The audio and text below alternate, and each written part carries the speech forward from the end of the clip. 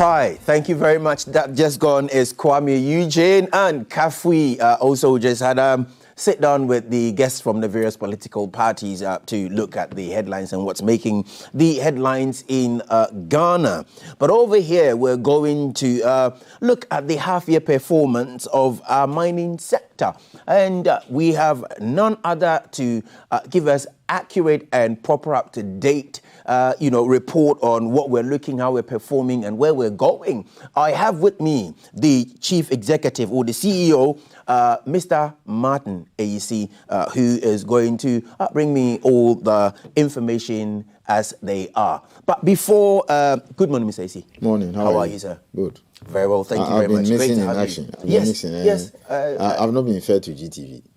Well, constantly on Metro and Ecosystem, and I've not been here for like 2 months. We're partners, so we won't complain. So I've bounced back. You must be. All right, so just before I go to Mr. AC for the report and also the discussions, let's take a look at this video on mining and where we are.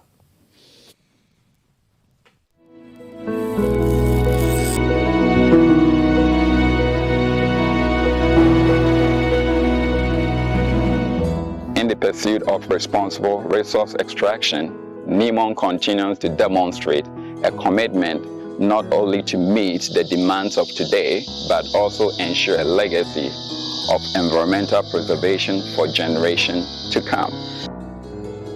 Nimon's biodiversity offset and reforestation programs are designed to mitigate the environmental impacts of our mines operations and achieve no net loss of biodiversity values. These programs are part of Nimon Achim's environmental impact statement commitment, which were made prior to the commencement of the operations in the Brim North district of the Eastern region of Ghana. Beyond impact mitigation and regulatory compliance, Nimon Achim's biodiversity offset program further advances our commitment and helps effectively address the issue of climate change and achieve biodiversity gains. It is about balancing the scales and nurturing the planet that sustains us.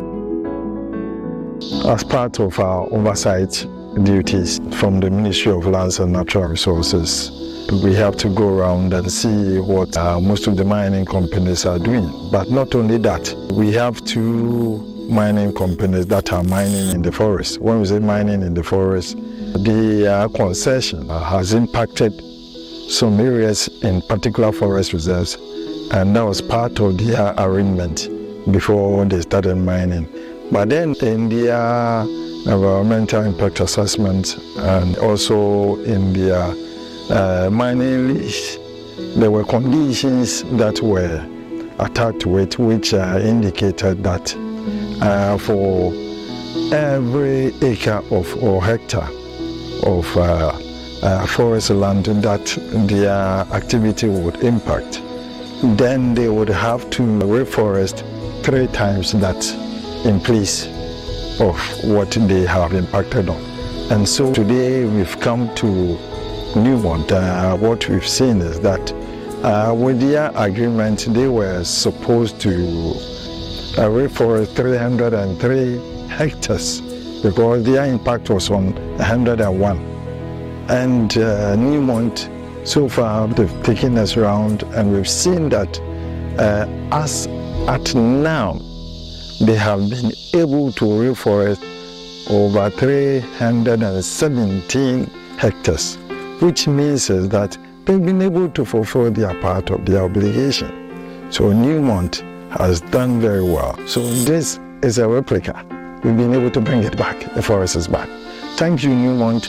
Keep up with the good work.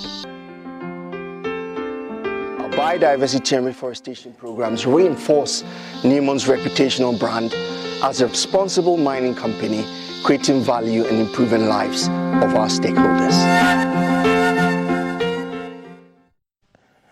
Thank you very much for staying on. We're grateful you did. Well, that just gone is Newmont's work in a forest reserve and how they've worked so hard to reclaim the forest reserve in which some mining activity went on. I was just asking Mr. Ayisi, just off the record, why there's so much misconceptions about forest reserves and mining. And that would be a discussion for a different day. But today we're looking at the half-year performance. And so let me go straight and to Mr. Ayisi and find out what were the key highlights as far as mining is concerned and how we've performed in this half year. Thank you, my brother, and good morning. Good morning. As I said, I apologize for being out of the studio for like 2 months now, but I've bounced back. Maybe before we start discussing the half-year performance, I need to touch on 2 quick things. Sure. So the video you saw, I mean, it's quite a huge whatever. I'll play them practically almost every week before we start the show. Okay. So what you see there, or what we just saw, is a typical example of mining that has taken place in a forest reserve. Right. This is Newmont, and I'm happy you've muted it and then the video can roll. Yeah. So this is their concession, the one in Achim. Okay. Part of it is in a forest reserve. Right. Very soon they'll go underground. And that whole area, that forest you are seeing is reclaimed. Wow, so yes. They actually took it down. So for example, this was mined and it's been reclaimed. Oh, wow. Yeah, so I'm trying to organize the Parliamentary Committee on Lands and Forestry. Okay. And then that of the journalists and some of the CSOs. Because you see, you can't have access to this place unless Minerals Commission or the Forestry Commission or the mining companies permit you. So that we'll go and see. Fortunately, because we are in the digital world now, we have videos and pictures of before and after, how the situation was. And then the years of mining. They started mining in 2013. That's about 11 years now. They still have some years to go. And then part of the concession, as I said, is in a forest reserve. So the Agenda Bepo Forest Reserve. Agenda Bepo? Yes. Agenda Bepo Forest Reserve. And they mined it, and what you see is not the forest that I'm showing you now, but forest that has been created out of reclamation. So what was before this was the natural space? Yeah, so just take a look at it. You see, so this is a pit. Right. It's a typical mining pit, open pit or open cast. So that's the former Deputy Minister of Lands and Natural Resources, Honorable Benito, and then some of the staff of the mining companies. Maybe next week I'll spend about 30 minutes more on the videos. Right. We'll take it from, so that is it. All these areas have been reclaimed. And you mentioned that they're going to move underground. Does that mean that this activity was on the surface? Yes, you know, part of the concession is open pit, and then part is also underground. You see that even if you go to their Ahafo area, it's both open pit and underground. So people should not get scared, what do you call it, about these kind of things. It can be done right. And that's a typical example of a successfully reclaimed forest reserve. So that's the myth we've just busted. Oh, yes. It's not all doom and gloom. Oh, well, this is just the beginning. I have a lot of videos to show. And sometimes we have to take you guys there so that you go and look at it. I'm so tempted to ask that same question I asked off the record before we come into the key highlights once again. Is it due to lack of information, or people are just being deliberate about misinformation? So maybe 2-3 things. One, lack of information. Okay. Because yourself, you are seeing this for the same time. In fact, that is why this show is so important to everybody, so that we tell you what is happening. It's lack of information. Right. And then even the CSOs who are against mining forest reserve, I don't think they've been to such places. Okay. Yes. So they're also not privy to the information. But let me also say that people may still have information and hold strong views. You understand? I mean, the other day I was saying somewhere that you can have instances where a child may be raped by some armed robbers or whatever, and then people may still insist that for my religious beliefs, the person should give birth. even though under such circumstances, for example, the law may allow, the law may allow abortion or that kind of thing. So that is the kind of thing we're talking about. Right. So if this is open pit, in other words, surface operations, yes, you can imagine if it's underground, where the forest, the original forest stays on the cover like that, and then you mine from the beneath. So it's a lot of things, a lot of work that we need to do. Wonderful. And I think public education like this will help a lot. Sure. Demystify. It's very important. Right. I was quite impressed when I saw this. When you saw it for the first time yourself, right? I'll try and organize a group of journalists, civil society groups, and some people who raise concerns about mining and forest reserve to go and look at all these places. Wonderful. Yes. I'm sure that the quicker you make it, the better it'll be for especially those of us who share information, and so that we're able to run with the proper and right information. Now let's look at the key highlights for the performance of the first half of the year. All right, my brother, before I look at it's still mining. Before Kafi left the studio, he was talking to one, is it Dr. Tia? Okay, about these on the phone. Remittances. Yes. And then he made some comments which I think we need to correct. Okay. The remittances is a great thing. For instance, he said about $50 billion worth of gold or something was sold in the last 10 years, and then we got about 800 million. He's only looking at one side of the picture. Okay. You see, we have receipts that go to government directly. We are discussing mining, so let me correct that. Yeah. We have receipts that goes to government directly, like royalties, which is held through MIF, corporate income tax, pay as you earn. Yeah. And then the various taxes that are, levied or imposed on whatever transactions. Right. Okay, that is there. Yeah. And I'm sure that's what he's talking about. But you see, there are other things that he may not be privy to, or I believe he was only looking at revenue or receipts. And that's it. And I think he got it all wrong. So, for instance, last year, right, the mining companies returned $4.2 billion to this country.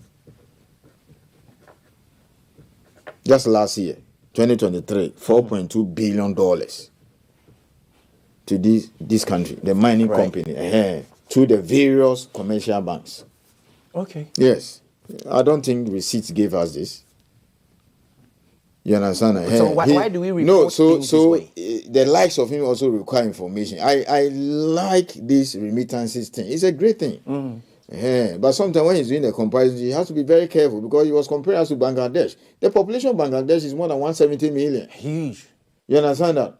So if Bangladesh is getting 10 billion, we are getting 1 billion. You should be very careful. Remittances from Nigerians alone abroad. So don't look at the billions that some countries is making and then you compare it to Ghana. You also have to look, the number of Bangladeshis even in UK alone? You understand that? So it's a big thing. We love that. The remittances are helping. Yes. Because that's how our brothers and sisters out there keep the system running. But doesn't that also go? No, but you see, but he has not got information on some other areas of money. Because if he comes to say that all that the government got is 800 million, and that's what we get from mining, he's misleading the public. Because I can tell you that just last year, $1 billion was spent on contract mining, and that is an area preserved for Ghanaians. This money went to the pockets of Ghanaians. The likes of Ramoff. $1 billion. Yes, just contract mining alone.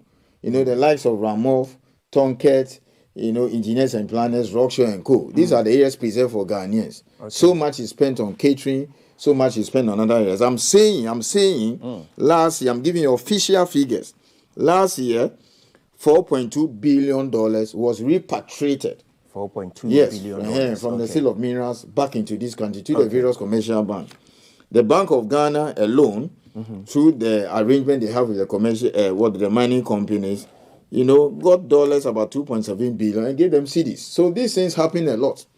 But he may not have this information. Okay. He perhaps maybe will be looking at royalties and then the official receipts. Right. So next time we'll come and then put out the figures properly. So if he says we only got 800 million, that is wrong. Couldn't that have been a figure in a certain context so that capturing the broader... But he didn't explain. He said as a nation, that is what we got. Okay.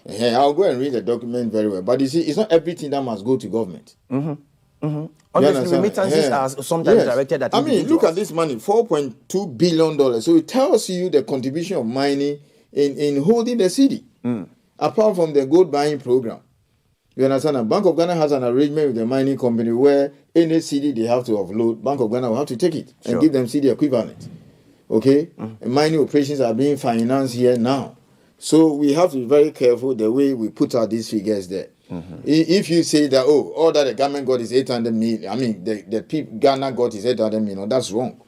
Because the company spent billions of dollars on supplies, on purchases, on various services. And many of these services are preserved for Ghanaians. So, one example, in 2022, just 13 operations spent $435 million on fuel. You heard me. I'm just trying to correct some facts and correct some misconceptions and put out the real facts there. Let me repeat. Yes. In 2022, the amount of money spent by just 12 operations. 12 operations. Let me tell you what I mean by operations. So, for instance, Newmont has 2 big mines. We're still on mining, don't worry. Newmont has 2 big mines. One in Achim, one in Hafo. So that's 2 operations. Yes. Anglo Ashanti has 2. One in Iduaprim, just Takwa area, and one in Obuasi. So that's another 2. So Anglo and Ashanti and Newmont alone has 4 operations. That's the way we are seeing it. And I'm saying just about 12, 13 operations, they spent 435 million on fuel. Okay? 435 million. And then as far back as 2019, thereabout, we stopped foreign companies from selling fuel to the mining companies. So the likes of Total, Vivo, Engie and Co. cannot sell fuel to any of the mining companies. It's an area we have preserved for Ghanaians. And the prediction is that in about a year or 2, fuel supply alone to the mines will be about $1 billion. So if he's talking about we bringing the right policies, these are some of them. So now Ghanaians, in other words, companies whose shareholders and directors are entirely citizens of Ghana, they are the ones that supply fuel to the mine. If we had kept Total there, Engie and Vivo that have been here for years, it means that the bulk of the money will go outside. So the amount of money alone from 13 operations on fuel, you add lubricants, that's about $500 million. It's more than what we get in royalties. Okay, so when you come and say that we got only 800 million as a nation, it's a bit misleading. He needs to get the facts, how much is actually spent on goods and services here. Do you understand? As against how much is imported. How much, is spent for various services. Do you understand? Then we can have a debate. But I'm saying last year alone, 4.2 billion of the money came back from the mining companies to the various commercial banks. And it went through the system. You know the impact of that on the city? Because your entire export last year, the entire export of Ghana last year, according to the Bank of Ghana, is 13.6 billion. The entire export, everything that left this country is $13.6 billion.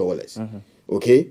Yes. And at least a third of that came from mining by way of receipts coming back to the various commercial banks. So, it's important they check their facts properly before they go and stand somewhere and say, we sold gold so much in billions and the state only got this. So little you are misleading the public. Because the amount that goes into the pockets of Ghanaians alone is mind-blowing. We'll discuss more of that. Sure. But it's a good debate. So half year, let's go to the table. Yes, so we have this table indicate, yes, sure. So when I say half year, that is from 1st January to 30th June. And that's large scale and small scale. So in terms of production, small scale gave us about a little over 1 million ounces. And then large scale did 1.3. You can see the figures there. Receipts from small scale, almost $1.8 billion. The money stays here anyway. and then large scale is about 3.2. So you heard the Bank of Ghana saying that half year alone, we got $5 billion from the sale of gold. Okay. I mean the exports, from gold. Right. I heard the governor mention about 9.2 billion. Everything that left this country year. Yeah. You see? So it means that things are picking up. Mm-hmm. If the whole of last year, your total receipt was 13.6 billion, and just half year you've done about 9.2, it means that receipts are improving. Yeah. And I'm quite impressed with the figure from small scale. And if things continue like that, perhaps small scale may surpass large scale for the first time in our history. No, but what do you think is accounting for that performance on the part of small scale? Two things. The price has hit the roof. The gold price has gone up. It's too high. Just too high. So I'll give you, like this morning, it is trading a little above $2,500. Last year, apart from December, where the price was just around 2,000, and one other month, the average was 1,900. Right. And this year, beginning of this year, gold price has been more than 2,000. The average for the year was around, January was around 2030. Right. And now, 6 months on, you are talking about an additional roughly about $500 more. So I keep saying this, that people should invest in gold. Okay? People should invest in gold. So the various operators of Tier 3, Tier 4, and those who run all those schemes. I mean, my favorite example is SNIT. So even if SNIT has taken just $10 billion, $10 million, or even $1 million this January to buy gold. Gold, yes. And they are selling now, they are going to make an average of about maybe $450, $400 on an ounce. Okay. You understand? That's a lot of money. Because the other day they were saying they are stand to be corrected. They are paying more than what is coming in. And so it's a huge area for us to diversify. I think that's only one table. I brought about 4 of them. Yes, well, there's going to be another one put up shortly to give us some insight into the small scale performance. So you'd speak us through that one too. I think he needs to show up to the tail end. Yes. So please scroll up a bit so that we see all the way to the bottom on the screen directly. Okay, Mr. Ayisi, use this one. Use the screen to your left. That's a bit far off, so maybe I have to use my phone to do the explanation.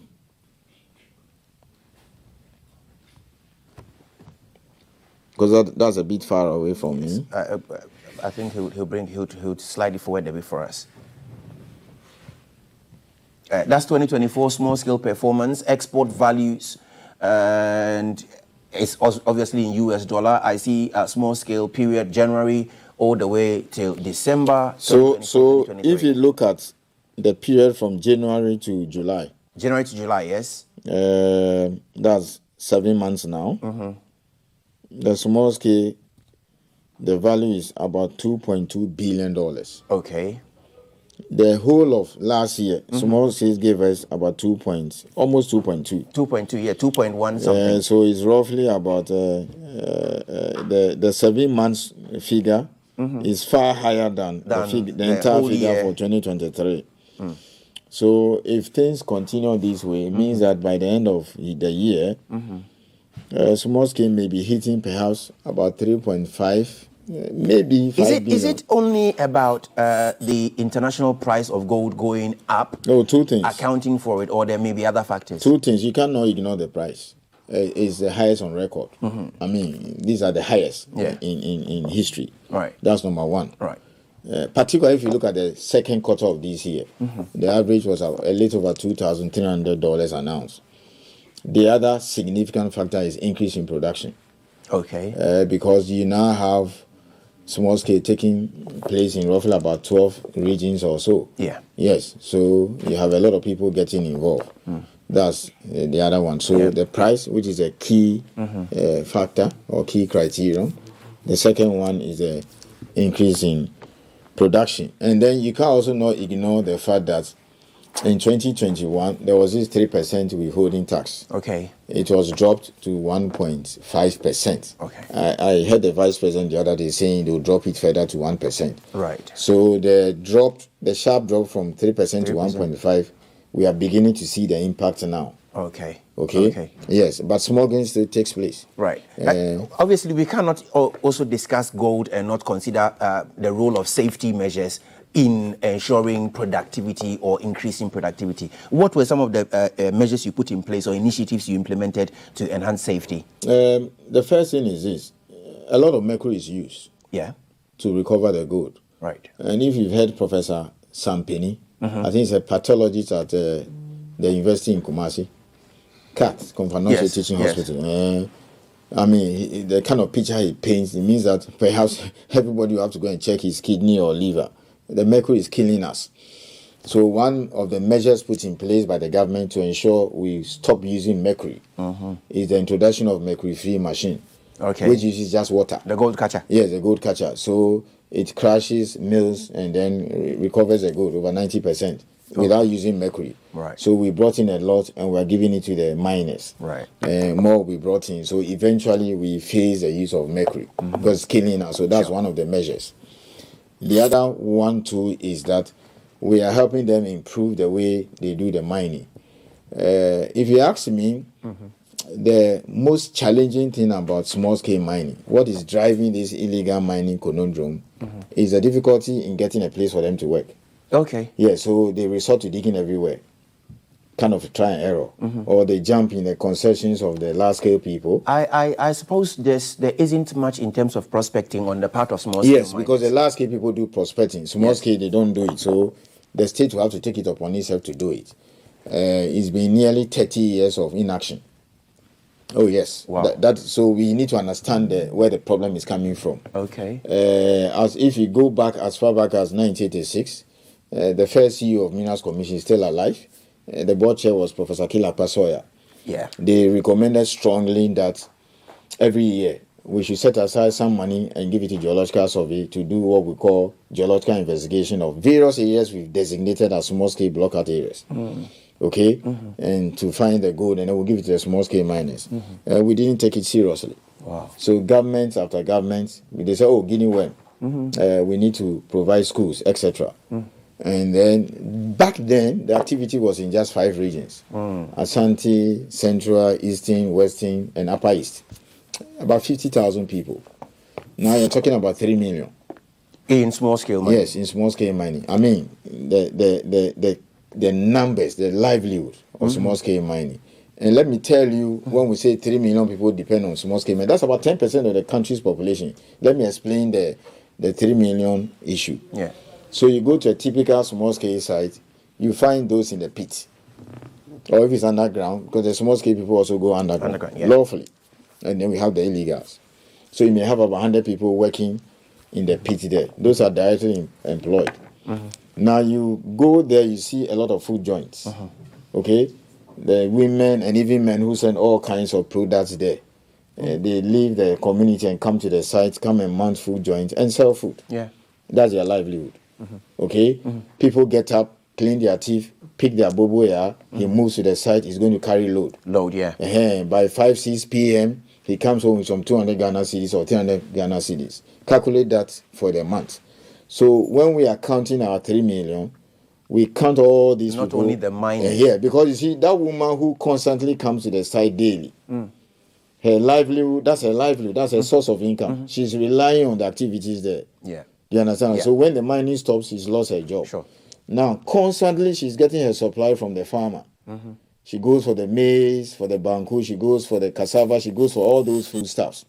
So you realize that when you collapse the small scale, the farmer who maybe months ago used to sell 10 sacks, now just 1 sack. So it's a whole chain, okay, right from the farm gate to even the person. Even there are persons who go to carry the foodstuffs from the farmer and comes to sell to the lady who will cook.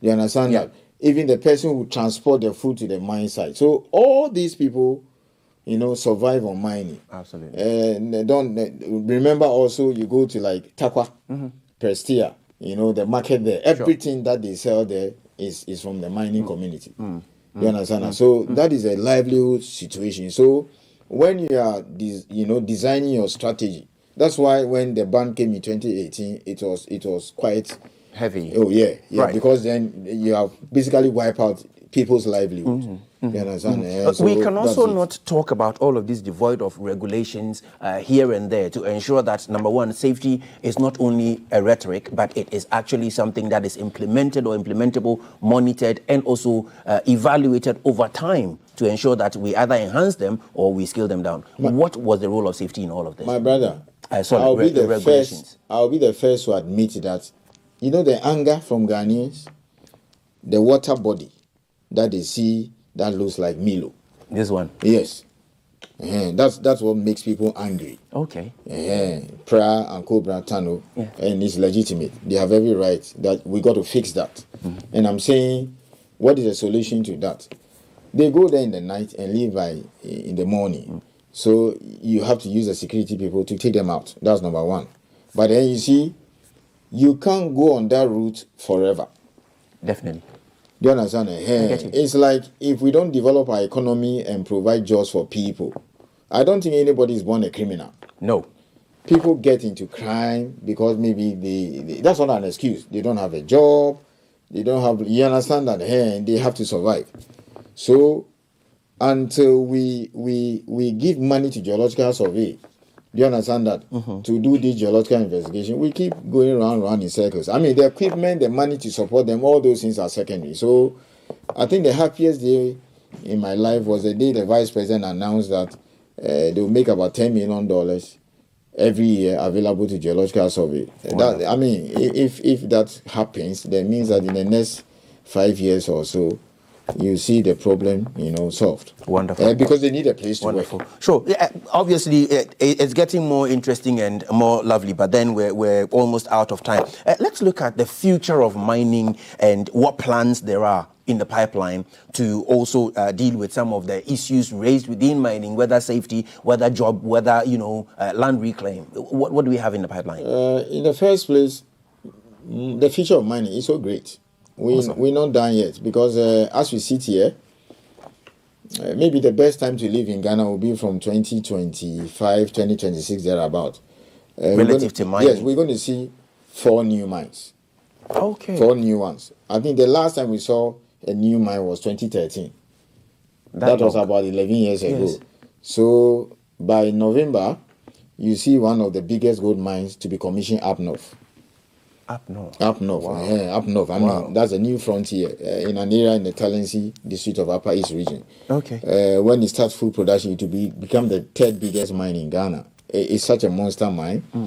So that will add a little over 300,000 ounces every year. So that's for this year. Full production will be next year. Number 2, Newmont again. They're starting another new mine, which will be ready a year from now. So mid-year next year, another 300,000. Wow. So the 2 will give us 650. 650, all right.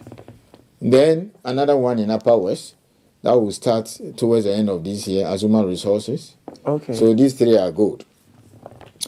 And then lithium, once the ratification is done, we hope that they also start construction. They'll be ready in 2026. Okay. So next year will be Newmont, this year will be Cardinal, 2026 will be the lithium yeah. And then the gold one. But for me, by far, the most important thing that will ever happen to this country is the value we are beginning to add to our minerals. So in the course of the year, we'll start the construction of a refinery to refine manganese, which we have been exporting raw for 180 years. You heard me. 1916. I don't even want to look at No, since 1916. That means in the course of the First World War. Yes. We started exporting manganese from Insuta in a raw form. Raw. No value addition. So these are the new policies of the government that are going to change. So you ask me, what is it for us in the future? Yeah. Value addition is the future. Wonderful. Value addition. So thank you very much. We're going to start with this $450 million project. Thank you very much, Mr. Ayisi. It's been great. I would want to take your very last words just so we can wrap up on that. My last word, money is in our DNA. Wonderful. everything in Ghana is about mining. Wonderful. We need to do it well. Thank you. There's a lot of work we need to do in improving health and safety, particularly in small scale. When I hear people say we should ban small scale, I get frightened. We've been there before, it didn't help us. But then Ghanaians have every right to hold us accountable that we should stop seeing this kind of water. Yeah, we are displaying. But the future is mining. We need to invest in mining. Mr. Martin Ayisi, CEO of the Minerals Commission of Ghana. Thank you very much for this wonderful sit down. My name is Darrell Alantego. I'm going to zoom off of the studio.